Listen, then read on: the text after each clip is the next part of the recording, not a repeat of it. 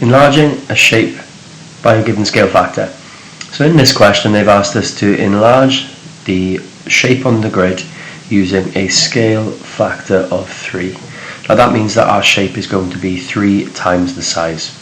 So when I do this, what I do is when I look at my original shape, I consider my original shape to be a series of points rather than all the lines you see.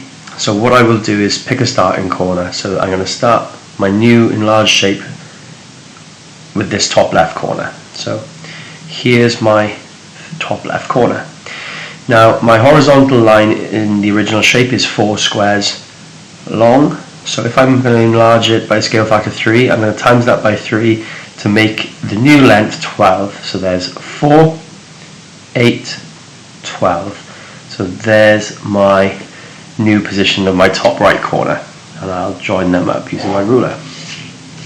Okay, so the next part of my enlargement, I will draw this vertical line next. The original is 2, so if we do 2 times 3, that's going to give us 6. So it'll be 2, 4, 6 below the top left corner, and I will join them up with my ruler. This right hand part of the shape is also going to be 6, so I will mirror that line there. And the next corner I'm going to do, this is an interesting one here. When a line goes for a perfect 45 degrees corner to corner of a square, you can actually count diagonally when doing your enlargement. So whereas the original went through 1 square diagonally, my new corner will go 1, 2, 3 squares diagonally, and I will join them up. An alternative way of explaining that movement though could have been the following. I could have said to get from this bottom left corner to this next corner here, I could have gone 1 across, 1 up. And if you look at my new enlarged shape, instead of 1 across, 1 up, I have now gone 3 across, 3 up.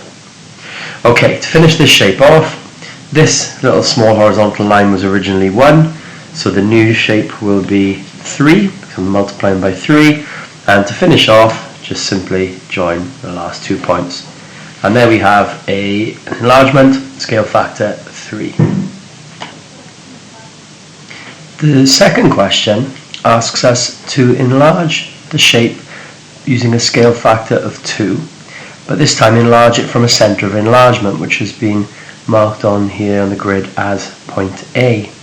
So my original shape has 5 points, which I'm going to have to position somewhere on the grid, but the shape has got to be, first of all, twice the size because of scale factor 2, and then it's also got to be twice as far away from centre A as it was originally.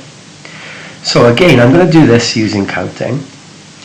My top corner of my little pentagonal house shape is 1.5 squares away from A. So if I was to double that movement, 2 times 1.5 is 3 squares away. So this will be the new position of the top of my shape.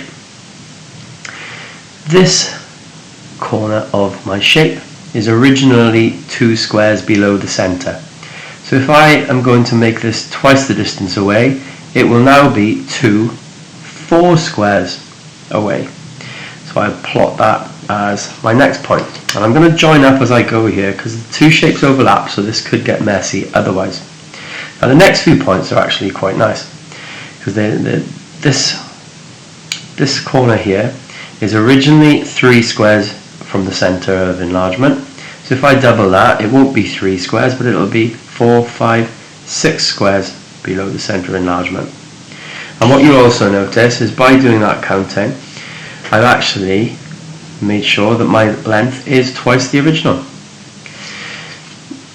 This corner here is originally 3 squares to the right, 2 squares down from the centre of enlargement. So if I double that movement and go 6 squares to the right and 4 squares down, this will be the new position of that corner.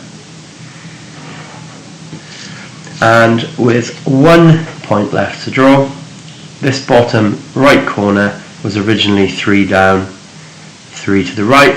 So if I go 6 down, 6 to the right, that will be the final corner plotted. And there we have our finished enlargement in the correct position.